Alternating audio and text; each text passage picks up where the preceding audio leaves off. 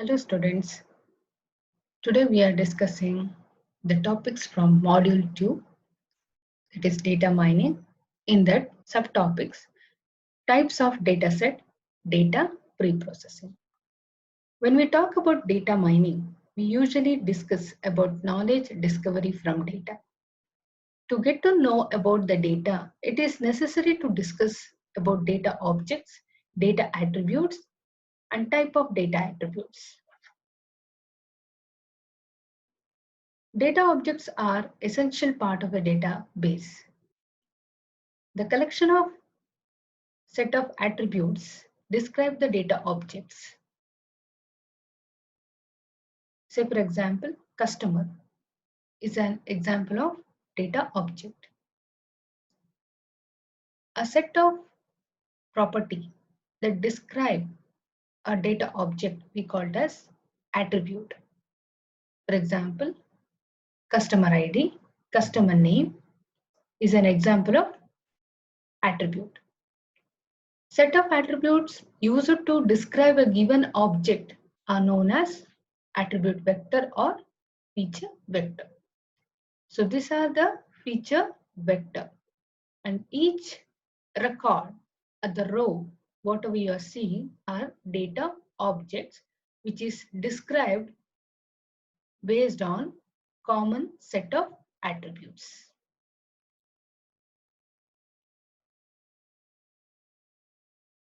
Let us move on to attribute types. Basically, there are two types of attributes: categorical attribute and numerical attribute. Categorical attribute is also called as qualitative attributes, and numerical attributes is also called as quantitative attribute. Coming to categorical attribute, there are three subtypes: nominal, ordinal, binary attributes. Nominal attributes are related to names. The value of nominal attributes are name or thing or some kind of symbols. Value of nominal attribute represents some category or a state. That's why it is called as categorical attributes. And one more thing, there is no order among the values of nominal attribute. Example, color: red, white, green, like that. Coming to ordinal attribute. The ordinal attribute contains value that have meaningful sequence between them. The values you can see here, it is having a ORD, so order. So there is an order among the values, but the magnitude between values is not actually known. Say for example, grade. We have the grade A, B, C, D, like that. So there is a sequence or the ordering among the data values.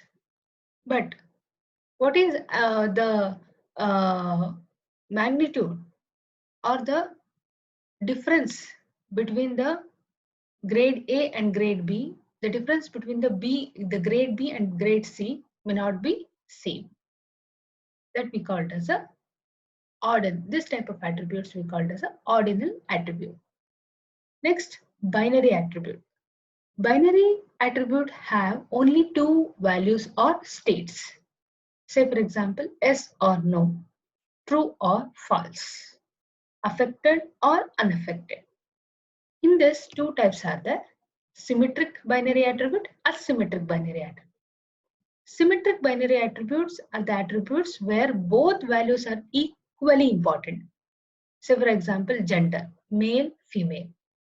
In class, both boys as well as girls are important. Asymmetric binary attribute, in which both attribute values are not equally important. Say for example, if we take an example of result, The result, either it has to be considered as pass or fail, but not both.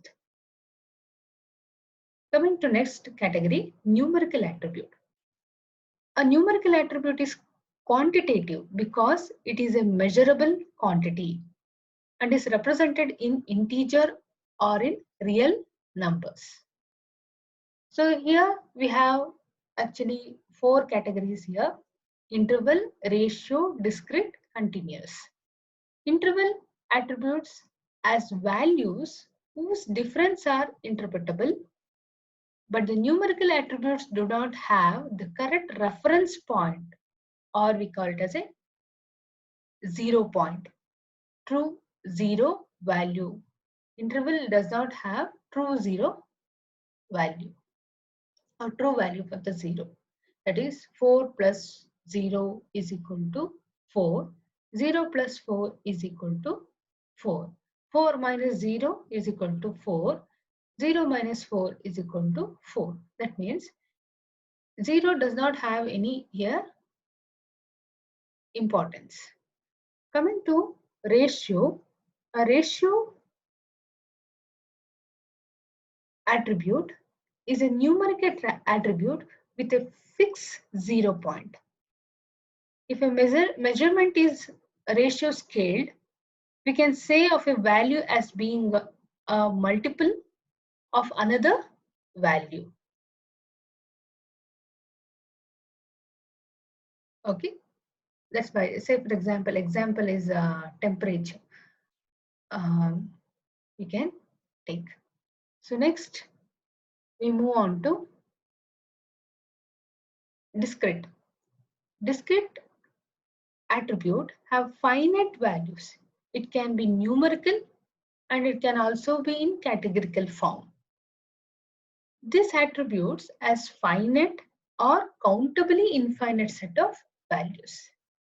Examples like if we take profession, we'll be having different profession: doctor, engineer, teacher, businessman, admin, and so on. Zip code. Zip code is countably infinite. So such type of attribute we call it as a discrete attribute. Coming to continuous. Continuous attribute have infinite number of states. Continuous data is of floating point type. Examples of continuous data are height, weight, like that. Okay. So for example, if we take a weight of a person, we can say the value 62.5 kgs, like this.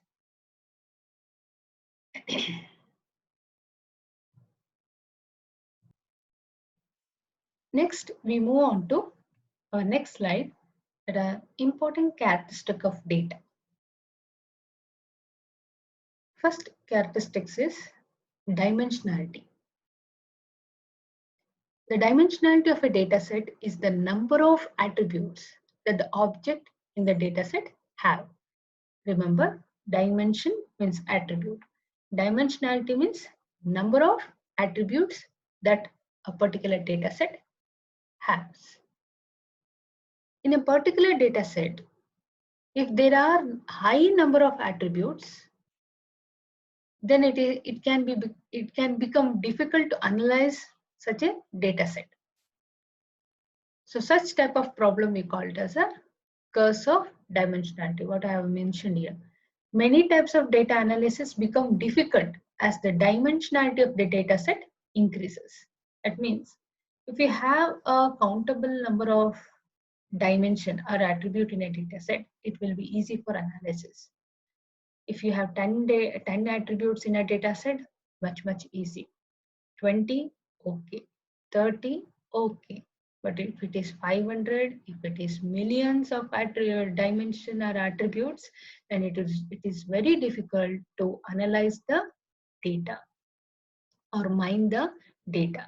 So such type of problem we call it as a curse of dimensionality. Next characteristics is sparsity.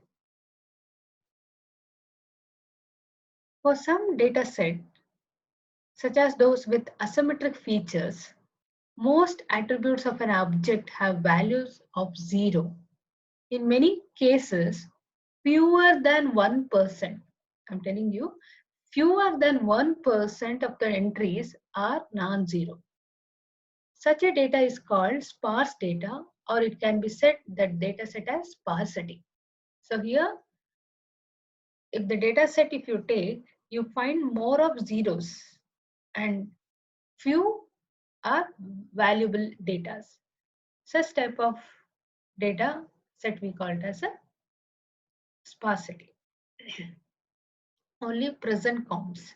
So here we have to make sure that the data set is having more number of non-zero values than the zero values. Coming to our next characteristics, resolution. The pattern in the data depends on the level of resolution. If the resolution is too fine, a pattern may not be visible at all, or may be covered in noise. If the resolution is too coarse, the pattern may disappear. For example, variations in atmospheric pressure on a scale of hours reflect the movement of storm and other weather systems. Or on a scale of months, such phenomena are not detectable. Okay. So coming to a size. Size is also one of the important characteristics of a data set. So the analysis of data can be depend on the size of the data also. So less the size, easier. More the size, bit complex.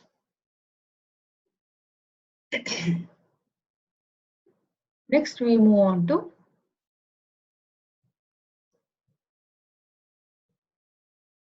different types of records. Different types of data sets. Yeah, types of data sets. Basically, three categories of data sets are there: record data set, graph data set, ordered data set. In that record data set, we have sub data set like data matrix, document data, transaction data. Under graph data set, we have Word, Wide Web. In short, we can call it as a web data, molecular structures. Under ordered data, we have spatial data, temporal data, sequential data, genetic sequence data. We see this one by one. First, we discuss what is record data is.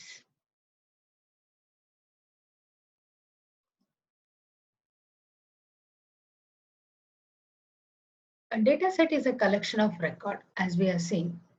Okay, it is a collection of records. Each record consists of fixed number of attributes. There is no explicit relationship among records or an attribute. And the data is usually stored in the flat file or in a relational database. So what is record data? Data that consists of a collection of records, each of which consists of a fixed set of attributes. Such type of data we call it as a record data. Next, we move on to a type of subtype of record data set. That is data matrix. If data objects have the same fixed set of numerical attributes, then the data objects can be thought of as a point in a multi-dimensional space, where each dimension represents a distinct attribute. Okay, I repeat once again. If data objects have same fixed set of numeric attributes, then the data objects can be thought of as point in a multi-dimensional space, where each dimension represents distinct attribute. Such data set can be represented by a M cross N matrix. That's why it is called as data matrix, where there are M rows and N columns. M rows, one for each object, and N columns, one for each attribute. So data sets is represented in the form of a M cross N matrix. Next, we have a document data.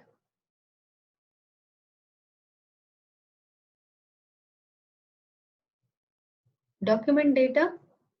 A document can be represented as a vector where each term is an attribute of the vector and value of each attribute is number of times the corresponding term occurs in the document. Say for example, here we have a collection of document 1, document 2, document 3. Okay, if you search in the web and all, in a Google search, if you just type data mining, you will be getting any number of links. And you open, you want to find out which are the documents which is relevant to the data mining. Okay, that type and that time this document data comes into picture based on the terms present in that document or the frequency of terms present in that document. That documents will be clustered as one group. Say here we have some terms here. I just read out: season, timeout, lost, win, game, score, ball, play, coach, team. Actually, these are the terms talking about some sports data or the sports document. So the document has the term team 3. The document have coach 0, play 5, ball 0, score 2, game 6, win 0, loss 2, timeout 0, season 2. So this document data, it is checking for the term. Okay, how many times the term is repeating in that document. So most of the term are equivalent in another document. That means both the two documents are almost similar, or it is talking about a particular topic. So this type of document, this type of data set or data we call it as a document data. So which is one of the record data. A document can be represented as a vector where each term is an attribute of a vector and value of each attribute is a number of time corresponding term occurs in a document.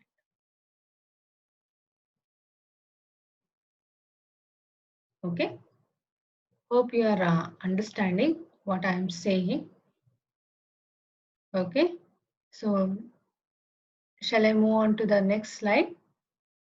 That is transaction data. So transaction data would have come across in our daily life. Okay, so whenever we move on to the supermarket or to buy any items, so the data which is stored, okay, that type of data we call it as a transaction data. So transaction data is a special type of record data where each record we call it as a transaction. I'll show you an example. Each record we call it as a transaction involves a set of items. If you consider this example, it is let us consider this is a grocery store. I have purchased the item in a grocery store. The set of products purchased by a customer during one shopping trip constitute a transaction.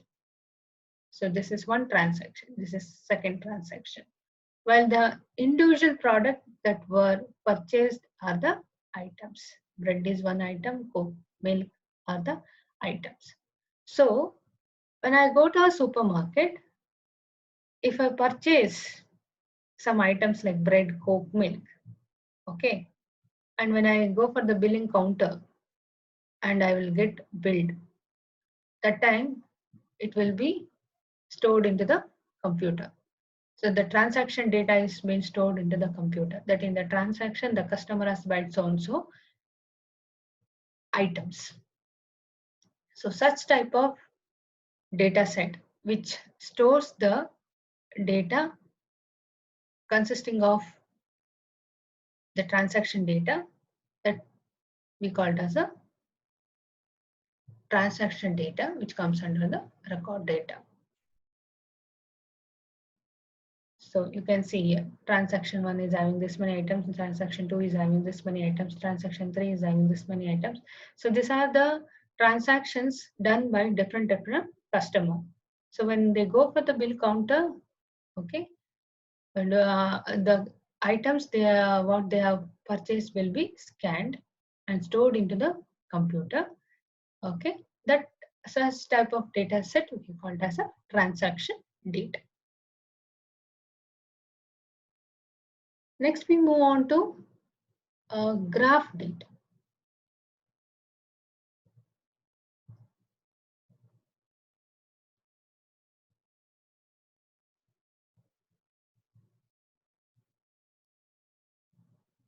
Sorry, okay, graph data. If you see graph data, here we can understand that we are representing the data in the form of a graph. Sometimes a graph can be convenient and powerful representation for data. So the good example I would like to give is like Google Maps are the examples for graph data, which tells the route to reach from source to destination. That's what here. So nodes and the edges. So then the hyperlinks in the web data, that also comes under the graph data. So there are two types of or two cases in the graph data. Data with relationship among objects, data with objects that are graph, data with relationship among objects. The relationship among objects frequently convey important information. In particular, the data objects are mapped to node of the graph, while relationship among the objects are captured by link, hyperlink properties such as direction and weight. For example, in web, the links to and from each page provides a great deal of information about the relevance of a web page to a query, and thus must also be taken into consideration. So if you see here, you have a useful links here. So when you just click on the bibliography, it may take to another page. In that, there will be again a hyperlinks. When you click onto the books, it may take to this. When you click on to general data mining, it will take to the another page. So this is data with relationship among the objects. Data with objects that are graph. So if the objects contain sub-objects that have relationship, then such objects are frequently represented as graphs. For example, here, the structure of chemical compounds can be represented by a graph, where nodes are atoms, and links between nodes are chemical bonds. Okay, you would have studied in chemistry, benzene molecule, C6H6. So here, to represent the chemical compounds, we can use the graph data. This is Google Map, this is chemical component, and this is web data.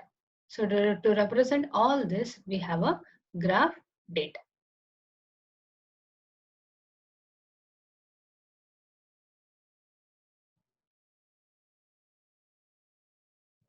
So next we move on to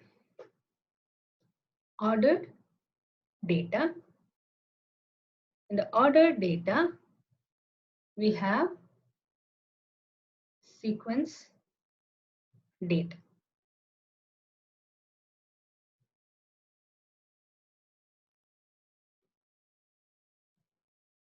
So here we have sequence of ordered data, sequence of transaction. So sequence data consists of data set that is a sequence of individual entity, such as sequence of words or letters. It is quite similar to sequential data,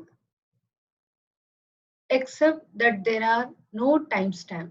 Instead, there are position in an ordered sequence.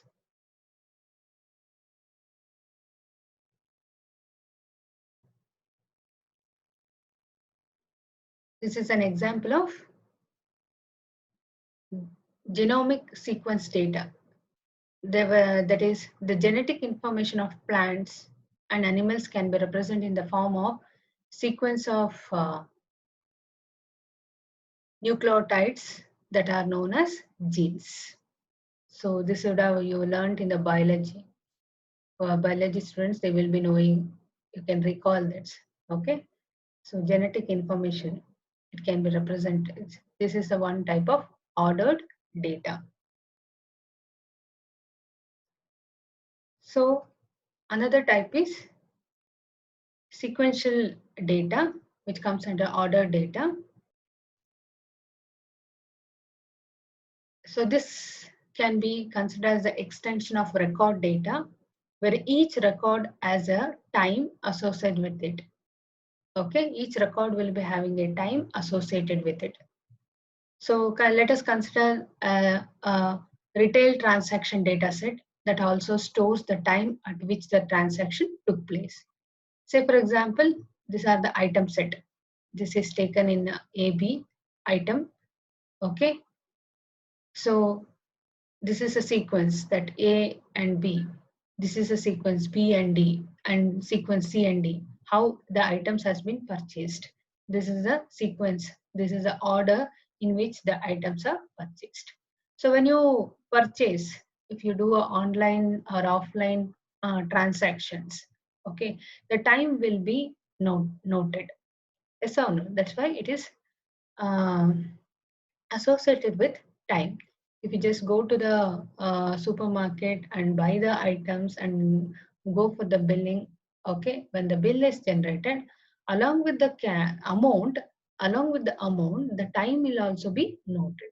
At the same time, when you do the online transaction, so when you do the online transaction, when actually the items has been ordered and when it is received by the customer, all this will be recorded. So such type of data we call it as a sequential data, which comes under ordered data. This means there is some sequence followed, okay, in the transactions or in the store, how to maintain the data.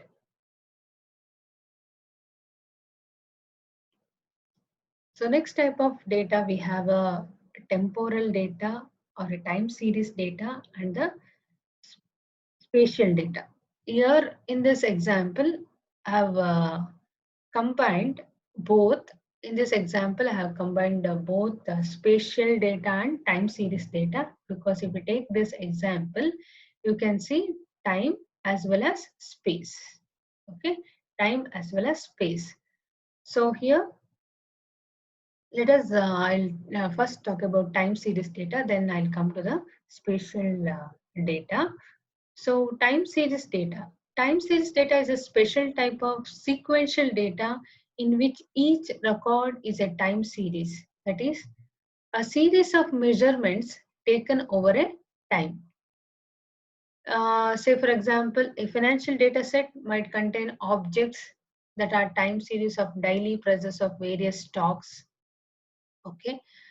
Then coming to the spatial data, all these are the space. Some objects that have spatial attributes, such as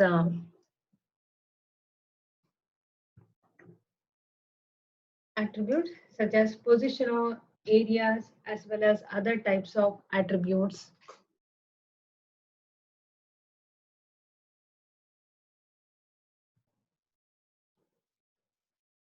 Yeah, some objects have spatial attributes such as position or areas, as well as other type of attributes. An example of spatial data is weather data. Okay, like temperature, pressure, humidity. Okay, this weather data that is collected for a variety of geographical locations.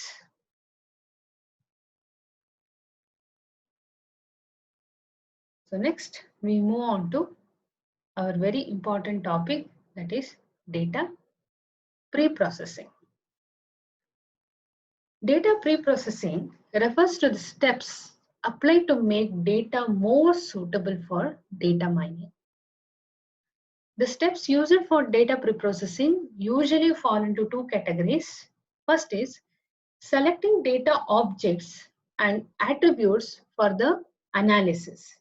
And the second one is creating or changing the attributes. So we have so many data pre-processing steps here. First one is aggregation, next sampling, dimensionality reduction, feature subsets selection, feature creation, discretization, and binarization. The last one is attribute transformation. Okay, let us see this one by one with an example.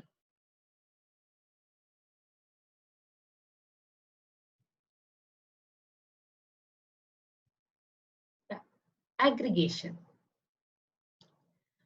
So whenever the term aggregation comes, it is nothing but the combining. Okay.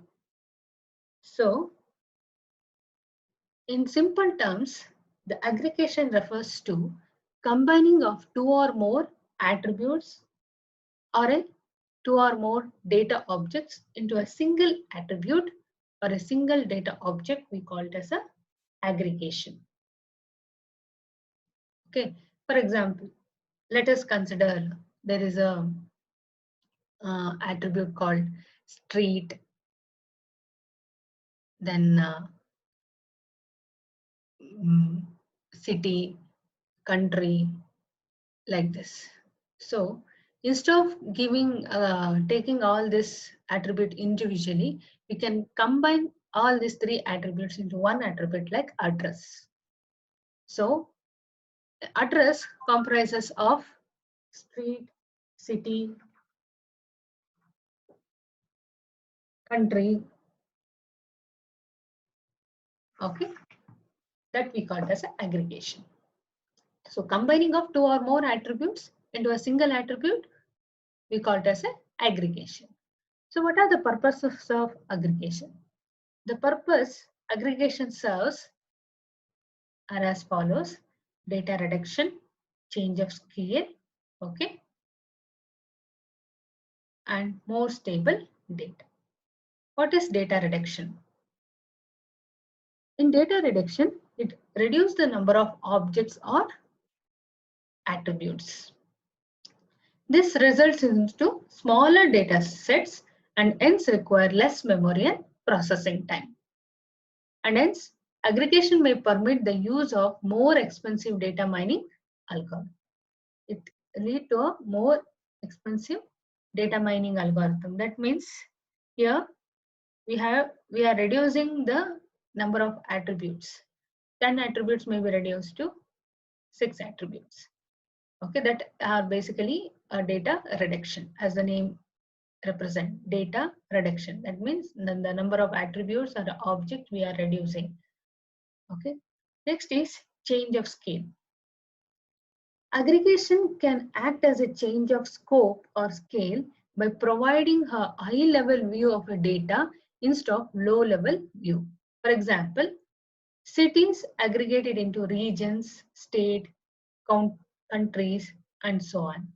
Days can be aggregated into weeks, months, and years. So in data warehousing, we discussed about the topic called concept hierarchy.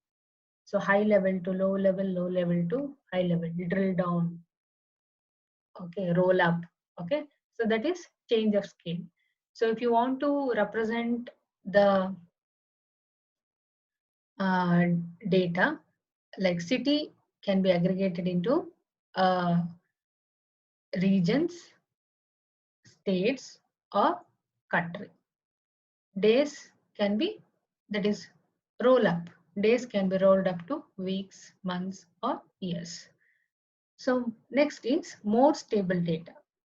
Aggregated data tends to have less visibility. Okay, less variability. That means it is the aggregated data.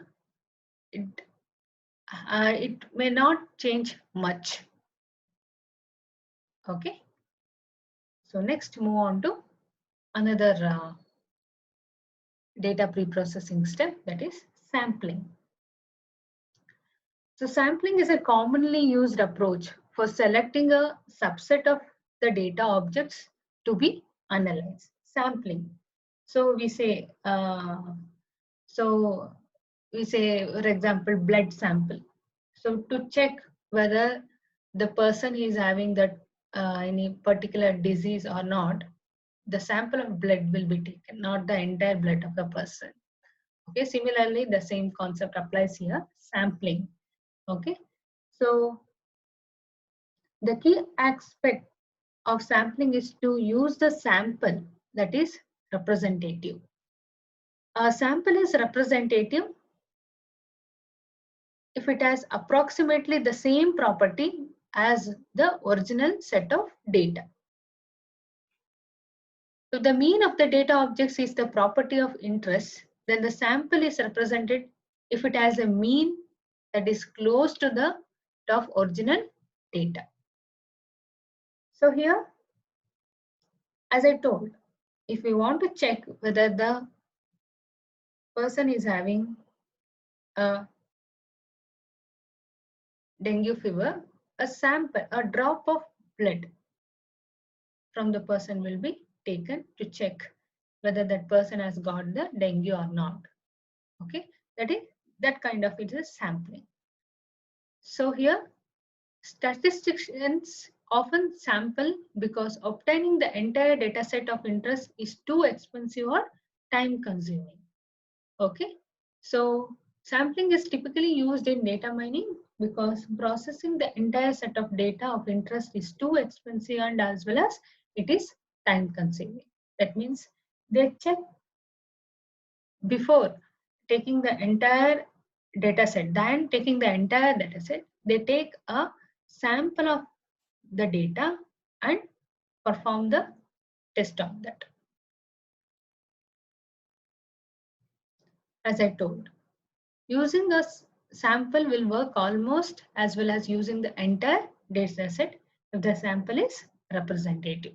Okay, when we call the sample as representative, it is having approximately the same set of attribute as of the original set of attributes. original data set. Okay, so here if you see, the sample size may vary from 8,000 points, 2,000 points, 500 points. So we have to make sure that the sample data has same set of attribute as a original data set. So types of sampling.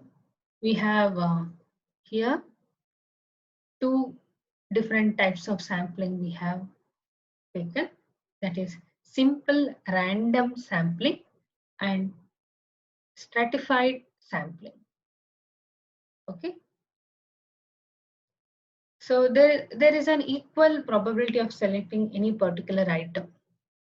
So simple random sampling means there is equal probability of selecting any particular item.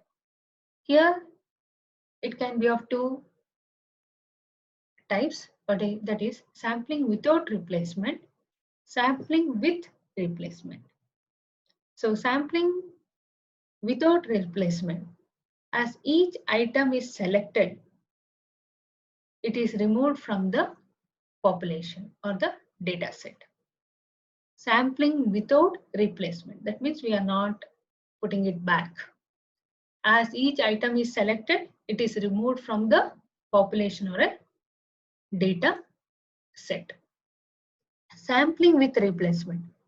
Objects are not removed from the population as they are selected for the sample. Okay, that means we are not removing the object from the data set, okay, as they are selected for the sample. In sampling with replacement, the same objects can be picked up more than once. Coming to next type of sampling, that is stratified sampling. Here, the data set is split into several partitions, then draw a random sample from each partition. So if you have a data set, of 100 records, so you will be partitioning the data sets into each of 25 records. So 4 partition, 25, 25, 25, 25. So 4 partitions you will be making. So from each partition, you will be selecting the sample, or you will be picking the sample. Such type of sampling we call it as a stratified sampling. Yeah. So before moving to another pre-processing step, that is dimensionality reduction, there is another step called dimensionality reduction.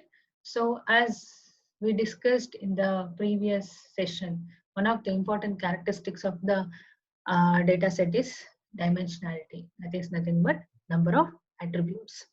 So as the number of attribute increases, the analysis of data becomes difficult. Such problem we called as a curse of dimensionality. That's what here I have told. When dimensionality increases, data becomes increasingly sparse in the space that it occupies. Okay, so here what it is saying, randomly generate 500 points. So when we compute the difference between the minimum and maximum difference, okay, at the level of number of dimensions.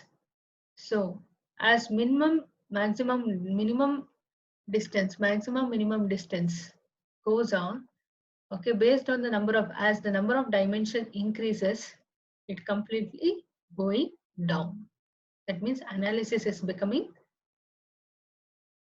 difficult.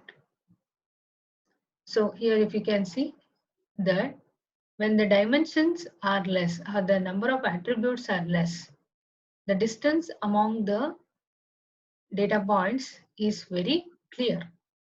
Okay, as the number of dimensions goes on increasing, the distance will also fall off and it will not be clear. Okay. So that means here the density and the distance between the points which are critical for many techniques like clustering and outlier detection becomes less meaningful. Okay, becomes less meaningful. That is the meaning of this graph. So let us move on to the next pre-processing step, dimensionality reduction. The term dimensionality reduction is often reserved for those techniques that reduce the dimensionality of a data set by creating new attributes that are a combination of old attributes. So there are four purposes of this dimensionality reduction. First purpose is to avoid the curse of dimensionality. As the name implies, dimensionality reduction. That means we are reducing the number of dimension. That means the dimension which is not necessary. Okay. Say for example, if you have a dimension like date of birth and age. Date of birth is one attribute or one dimension and age is another attribute or a dimension. So keeping date of birth and age is always not necessary. If you know the date of birth, automatically the age can be calculated at the front end part of the application. So here in that case, we can reduce the attribute or the dimension by keeping only one dimension, that is date of birth, and avoiding the age. That we called as a dimensionality reduction. In simple words, I told you.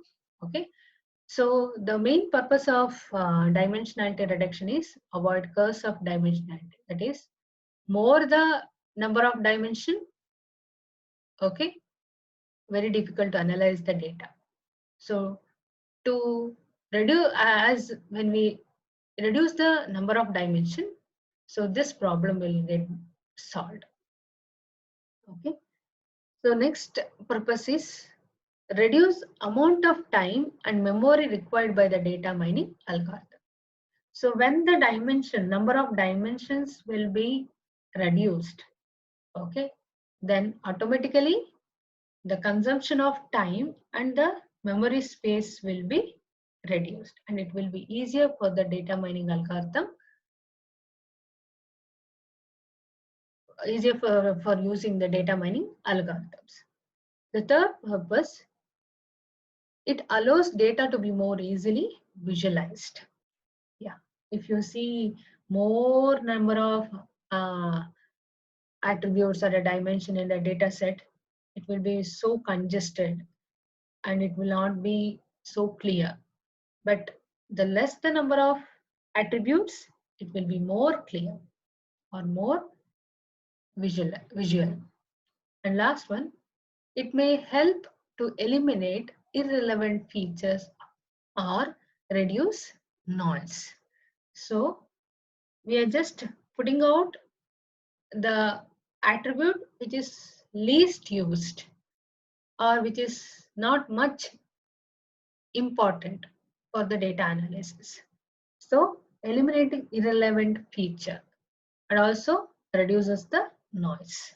So some of the techniques that is used for dimensionality reductions are principal component analysis, singular value decomposition, and other techniques are supervised and non-linear techniques. This and all we will be discussing in the coming sections like classification. Okay, next we move on to another step of data pre-processing is feature subset selection. Okay, it is another way to reduce dimensionality of data by only using a subset of the features available. Subset means what? We have a set. We are choosing only required attributes. Okay. that is feature subset selection. I have told there are different terminologies or a term will be used for the attribute. It can be used as the term feature, it can be used as a term dimension. Okay, so here we are talking about the feature subset selection, where feature is nothing but an attribute. So feature subset selection is another way to reduce the dimensionality of data, okay, by only using a subset of features available.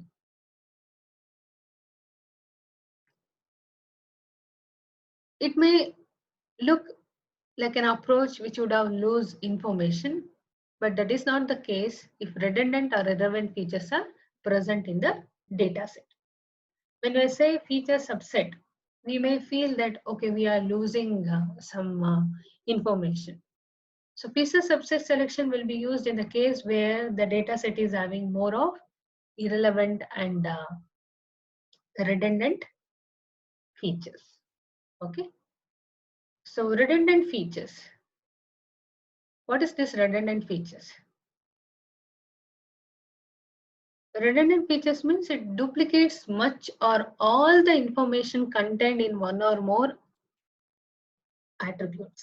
Say for example, purchase price of a product and the amount of sales tax paid. It will be purchase price of the product and the amount of sales tax paid. Okay. So irrelevant features. Irrelevant features contain no information that is useful for the data mining task at hand. That is irrelevant. Say for example, if I want to find out the, or if I want to calculate the aggregate percentage of a student, okay, I need the marks of each semester. I know each student, I want the aggregate percentage. So to find out the aggregate percentage, I'm not using the student ID here, but I have to use to get or to calculate the aggregate percentage, I should get the marks of each semester of that particular student. So irrelevant feature means here student ID is not is often irrelevant to the task of predicting student grade point. Okay, so feature subset selections has many techniques that is especially used in the classification.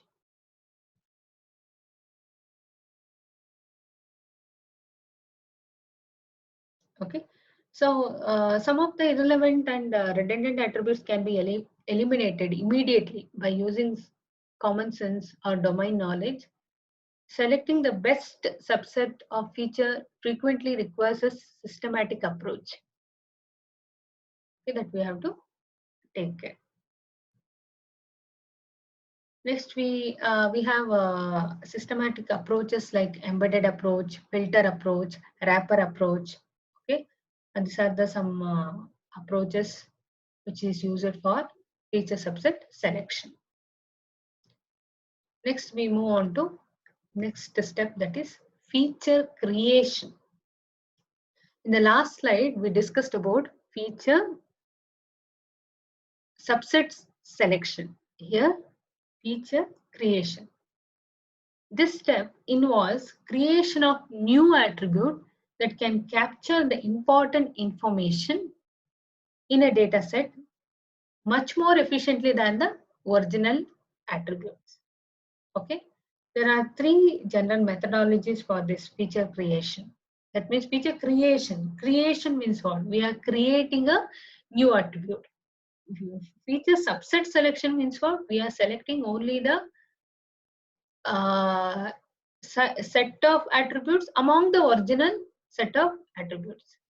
Here, feature creation means we are creating new attributes that is having a important information that can capture the important information efficiently than the original attribute. So for that, we have some methodologies like feature extraction, feature construction, mapping data to new space. So feature extraction. The creation of new set of features from the original raw data is known as feature extraction. So let us consider a set of photographs where each photograph is to be classified according to whether or not it contains a human face. Okay. The raw data is a set of pixels, and as such, it is not suitable for many types of classification algorithms. However, if the data is processed to provide high-level features, such as the presence or absence of certain types of edges and areas that are highly correlated with the presence of human faces, then a much broader set of classification technique can be applied to this problem. Feature extraction. Okay. Feature construction. I'm sorry. Feature construction. Sometimes the feature in the original data set have the necessary information, but it is not in the form of suitable for the data mining algorithm. In this situation, one or more new feature constructed out of the original features can be more useful than the original features. That means we are constructing the new feature by using the original feature itself. Okay, that we call it as a feature construction. We are constructing new feature.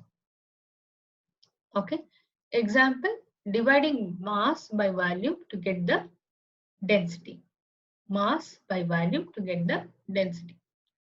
Next is mapping data into new space or to new space. A totally different view of the data can reveal important and interesting features. For example, time series data, which often contains periodic patterns. If there is only a single periodic pattern and not much noise, then the pattern is easily detected. If, on the other hand, there are a number of periodic patterns and a significant amount of noise is present, then these patterns are hard to detect. Such pattern can often be detected by applying a Fourier transform to the time series in order to change to a representation in which frequency information is explicit. So in the Fourier transformation and all, this step can be used, mapping data to new space. Next, we move on to an important concept called discretization and the binarization.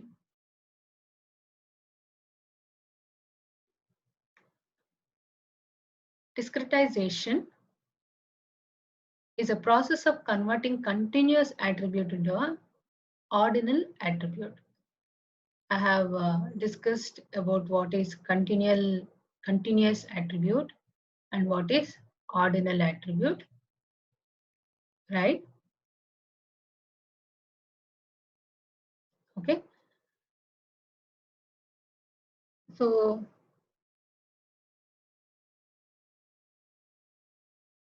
converting the continuous attribute into an ordinal attribute, we call it as a discretization. Here, algorithms that find association patterns require the data to be in the form of binary attribute.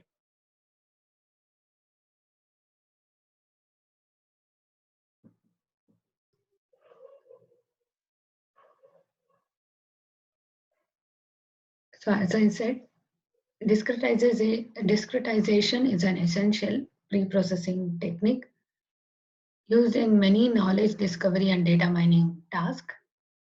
Its main goal is to transform a set of continuous attributes into discrete ones by associating categorical values to intervals and thus transforming the quantitative data into a qualitative data. That is the main focus. Okay, that is a potentially infinite number of values are mapped into a smaller number of categories. The main application of this discretization is in classification techniques. It works when in classification algorithm, when both the independent and dependent variables have only a few values. Coming back to our binarization. Binarization is nothing but which maps a continuous or a categorical attributes into one or more binary variables. These variables are typically used in association analysis, which example for association analysis is market basket analysis, that is transaction data. Okay, in the next slide I'll show you the example.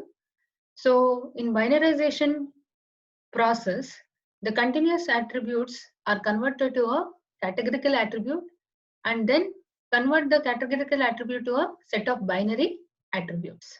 So I just give an example in the next slide. So let us see this example. So let us consider the categorical attribute, how it can be converted into a binary attributes. So here you can see we have a categorical attribute called say for example feedback. So awful, poor, okay, good, great. Okay.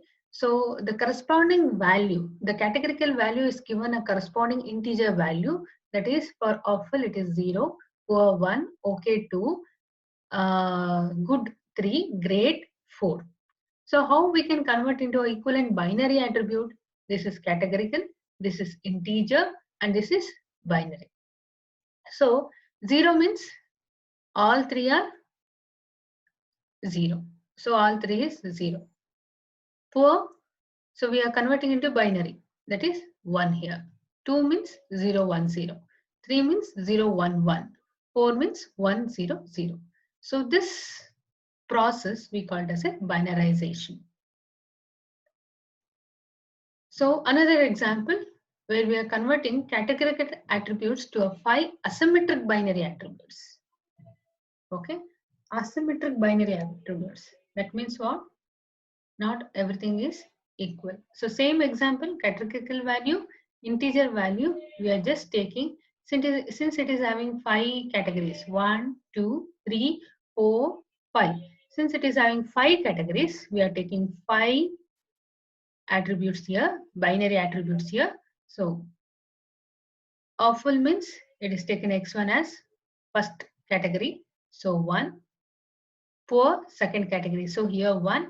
Okay, the third category. So this one third binary attribute will be enabled as 1. And good is the fourth categorical attribute. So fourth binary attribute is enabled as 1. Great is fifth. So this is x5 is enabled as 1. So this process we call it as a binarization. Hope you are understanding. Next we move on to variable transformation or attribute transformation. Okay. An attribute transformation is a function that maps the entire set of values of a given attribute to a new set of replacement value such that each old value can be identified with one of the new values. Okay, old values can be identified with one of the new values.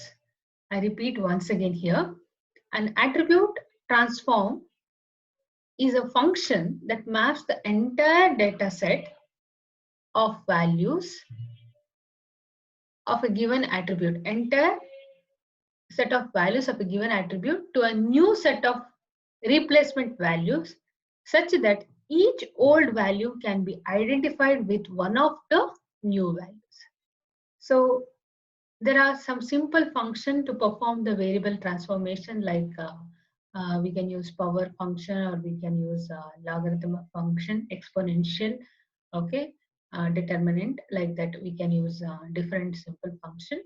So there are two common techniques which will be used for attribute transformation.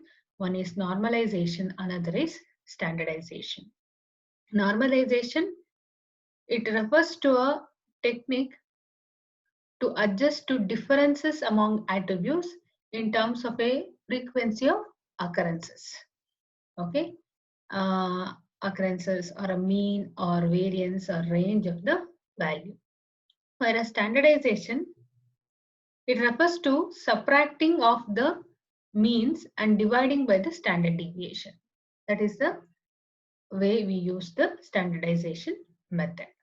So this about the all the steps whatever we discussed in the data pre-processing. So next we move on to another important topic, that is similarity and dissimilarity measure.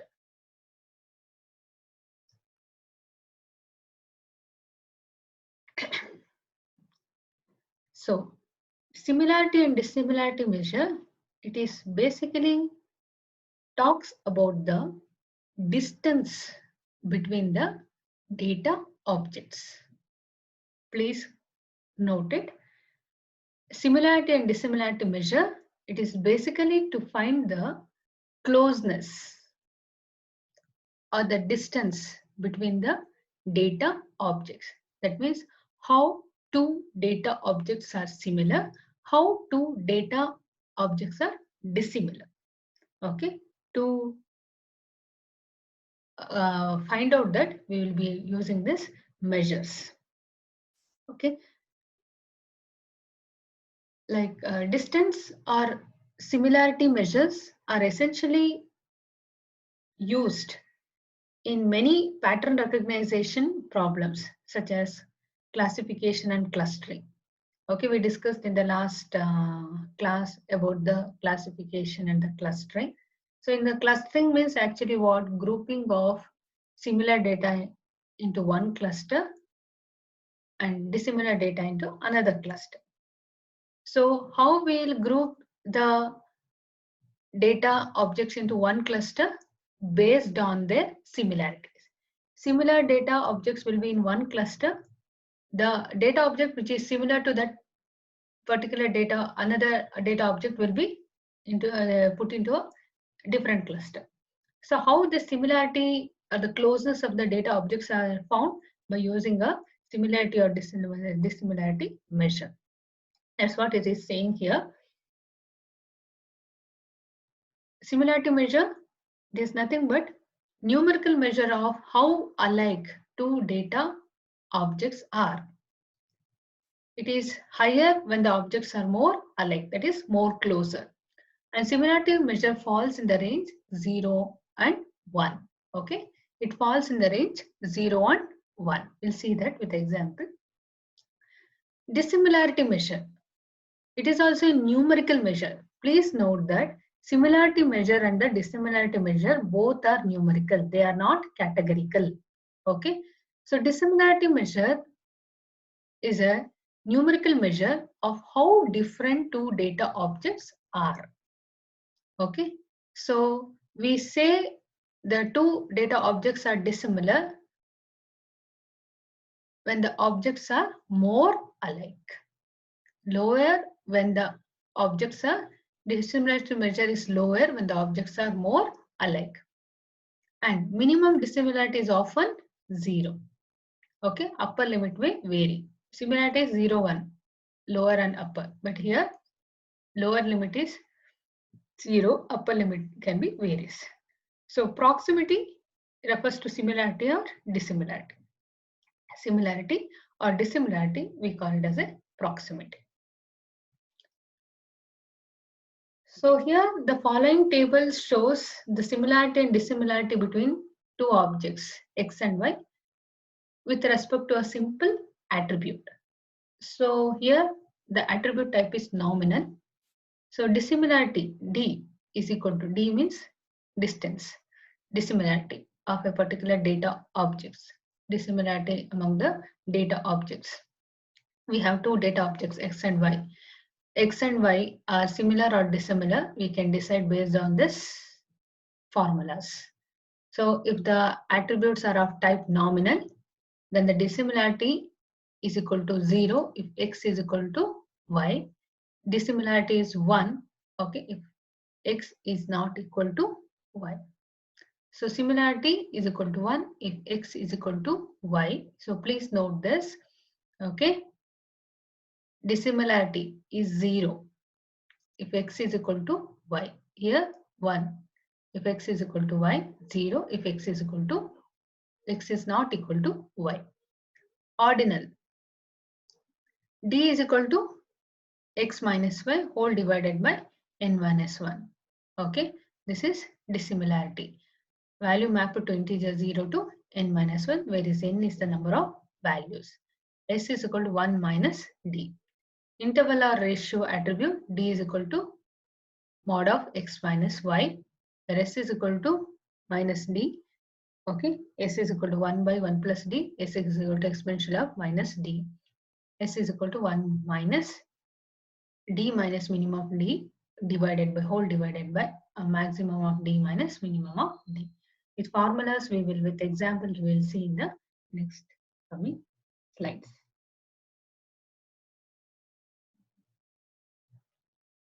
Yeah. So one of the distance formula to find the distance or similarities between the two data objects is Euclidean distance formula. This is the most common and popular distance formula to find the similarities among the data objects. So Euclidean distance, distance of x and y. So what is the distance? How to calculate the distance between x and y? That using the formula. That is, you are familiar with the square root of summation of xk minus yk, where x is a data point and y is a data point. N is the number of attributes, number of attributes. Okay, where k is the attribute of particular data object. So xk, kth attribute of attribute of either x or y data object. So this Euclidean distance. So you can just use another formula which you are aware in your second PUs and or you have used distance formula, that is square root of x1 minus y1 whole square plus x2 minus y2 whole square. The same thing you can apply here, that is summation. Okay, standardization is necessary of scale. Yeah, this is one simple example I would like to take. So let us consider this graph. So please understand this graph. This is very, very important. When you understand, rest of the things you will be understanding. So whatever I am telling about data point, or data object, the data objects or the data point can be represented graphically in this form. Okay, in the form of x and y axis. Okay, x and y axis. So the x value is this and y value is this. So the data point is, the point 1 is 0, 2. Point 2 is 2, 0. Point 3 is 3, 1 and point 4 is 5, 1. So here we can find the similarities between x and y. Similarities between the point, this data point, which two points are closer to each other. Okay, which 2 points are closer to each other.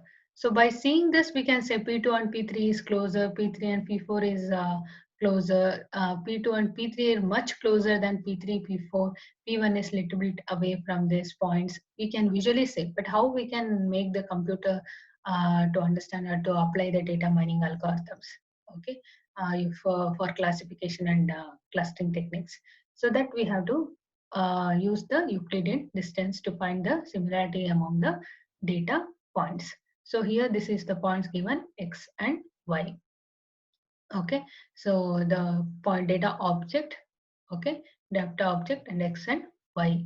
So applying the distance algorithm, the formula, using this formula, when we apply the distance algorithm, that is square root of 0 minus 2 whole square plus, okay, 0 minus 2, P1 and P2. So here 0 minus 2 plus, if you apply the distance algorithm, we can generate the distance matrix. So here we are giving x1 minus y1 whole square, okay, plus x2 minus y2 whole square. x1 minus y1 whole square plus x2 minus y2 whole square. So here x1 minus y1 whole square, x2 minus y2 whole square. Okay, so then find the square root of that. So if you take this, so 0 minus 2 whole square plus 2 minus 0 whole square. So whatever we get the square root of that, if we take, we'll get the P1 and P2 is 2.828 units of distance it is, or similar to it. So here, if you see this, this is a data matrix, okay, data matrix which is symmetric in nature, where diagonals are 0. That means there will be no distance among P1 to P1. The same data point cannot be measured with the same data point. So by itself, so it is 0. P1 to P1 is 0, P2 to P2 is 0, P3 to P3 is 0, P4 to P4 is 0. So when we find the distance between P1 and P2, P1 and P2, the distance here, the distance between P1 and P2. So when we apply the Euclidean distance algorithm, we'll get the value 2.828. Similarly, when we apply the distance algorithm between P1 and P3, we will get the 3.162, and P1 and P4 will get 5.099. So similarly, if we go from here to here, or this one to this one, the distance will be same. That's why it is called symmetric. So here P2 to P1 is 2.828, which is similar. So when you observe this distance matrix, when you see this distance matrix, which are the two data points which is having less distance or similar to each other, means this one. That means P3 and P2, or P2 and P3. P2 and P3. So we can make out these two are the data points which are similar to each other or close to each other. Next to this is P2 and this one 2 point, this next it is 2.828. This is 2 is here, P3 and P4. So this is P3 and P4. So this Euclidean distance help us to find the similarities among the data points in a data set. Next, we have another type of distance formula. Euclidean is the common and popular. Along with the Euclidean distance, we have another distance formula, that is Minkowski. Okay, so Minkowski is a generalization of Euclidean distance. So here we have 1 by r. So the distance of x comma y is a summation of x. Here we have the module here, sk by yk to the r, where r is a parameter, n is the number of dimension for x and y respectively, and k is the kth attribute of data object x and y. We see the example here. So here in Minkowski distance, we have three levels. Okay, when r is equal to 1, when r is equal to 2, and when r is equal to infinite. When r is equal to 1, we also called as city block distance, or Manhattan or L1 norm. Okay, r is equal to, when r is equal to 1, we just use the humming distance. We just count how many hops they are far from. So R2, when the R is equal to 2, okay, we apply the Euclidean distance algorithm. When R is equal to infinite, okay, when R is equal to infinite given this based on the R value. Based on the R value, if the R is equal to 1, we just use the humming distance. R is equal to 2, Euclidean distance. R is equal to infinity means we call that as supremum distance or L max or L infinity norm. This is the maximum distance between any component of the vector. Okay.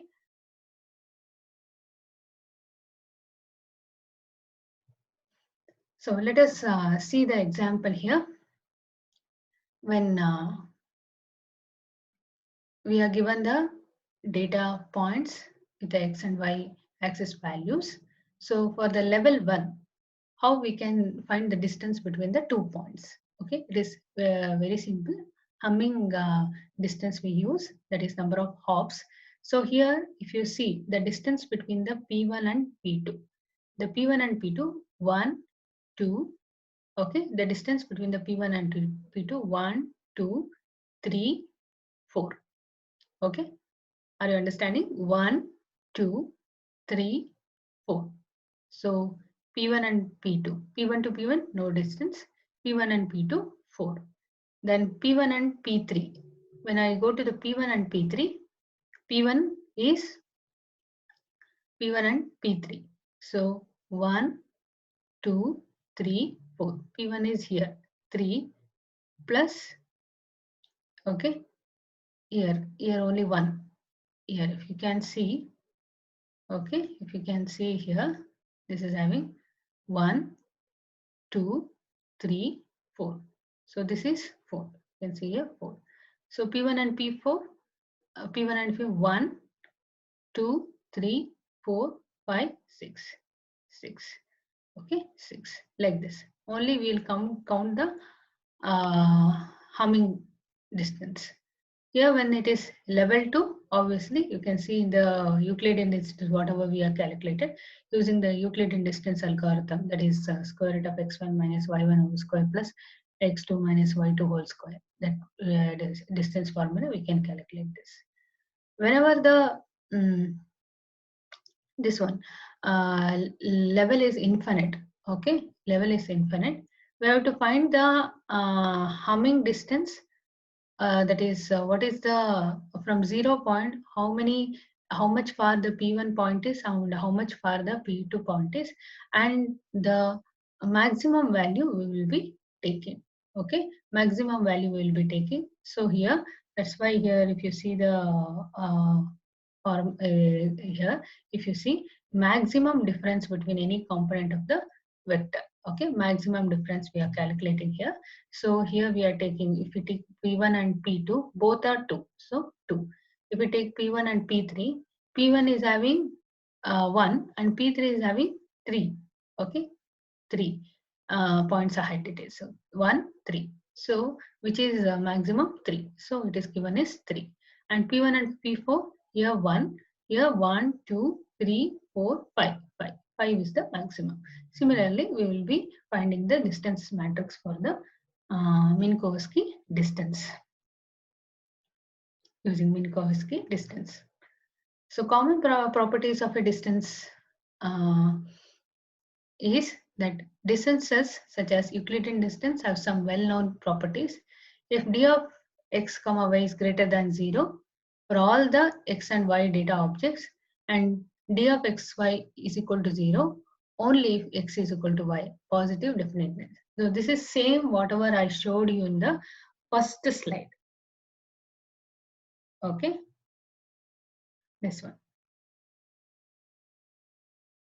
Whatever I showed you in the first slide, the same properties is being showed here. Okay, the distance that satisfies this properties we call it as a metric. Okay, that you have to remember, metric. So same thing. Similarity of x and y is equal to 1, or maximum similarity if x is equal to y, and if x is equal to y is equal to x is to y is equal to, then both are symmetric. So similarity between binary vectors. Okay, so common situation is that objects P and Q have only binary attribute. Okay, we have binary, that is zeros and ones. If the attribute is having zeros and ones, then we can compute the similarities among this P and Q by using this. Okay, f of 0, 1, that is number of attributes where p is equal to 0. 0, 1 is nothing but here p, q. Data point p and data point p and data point q. So how many zeros are there for p and how many ones are there for q? Here, how many zeros ones are there for p and how many zeros are there for q? How many zeros are there for p and how many zeros are there for q? How many ones are there for p and how many ones are there for q? Based on the, we'll count it and we'll find the similarities. So here we have two coefficients here, simple matching coefficient and Jaccard coefficient. So simple matching coefficient, we use these quantities. Okay, so the formula you can note down is that number of matches divided by number of attributes. Okay, number of matches divided by number of attributes is used to compute simple matching coefficient. That is number of matches. Number of matches means what? That p is number of zeros in p's and number of zeros in q's, and number of ones in p's and number of ones in q's. They are matching. So whole divided by number of attributes. Number of attributes means what? How many p, how many zeros are in p, how many ones are in q. All this, all combination. That we call it as a simple matching coefficient. This formula you remember. In the next slide, we will take an example and solve it. Jaccard, number of 11 matches, 1-1 matches. It is actually number of 1-1 matches divided by number of non-zero matches. This formula is called number of 1-1 matches. That means where the data is present. Where here 0 and 1. This is a binary vector. That means either it will be data points will be having the value 1 or 0. 1 is present, 0 is not present. Okay. So here that is 1-1 matches. That means both the values are the objects have the 1-1 value. So both are binary 1 present. Okay. So divided by the non-zero attributes. So a number of non-zero attributes, either 1 or 0, 1, 1, it is given here. So you can give here that x is having a set of values like this, y is having a set of values. X is one attribute with a set of values, y is another attribute with a set of values. How we can calculate f01, f01? So we have to see how many values are there in zeros, okay? And here y is equal to 1, okay? The number of attributes where p was 0 and q was 1. So if you see here, p is 1, but it cannot be counted, 0. So we have to find the combination 0, 1. It is not 0, 1, it is not 0, 1, it is not 0, 1, it is not 0, 1, it is not 0, 1, it is not 0, 1. Here, one count we got, this not, and this one, 2 counts. So 2. F is 1, 0. 1, 0 means 1, 0. 1, 0 means only one count. So 1. F 0, 0. If you take 1, 2, 3, 4, 5, 6, 7. 7 count. F11, no count, 0. So what is simple magic coefficient? So F11 plus F00 whole divided by all the set of attributes. So here Z 0 plus 7 whole divided by 2 plus 1 plus 7 plus 0. So we'll get the answer 0.7. So coming to Jaccard coefficient, that is the formula is F11 whole divided by F01 plus F10 plus F11. So here we'll get F11 is no values are same in x and y.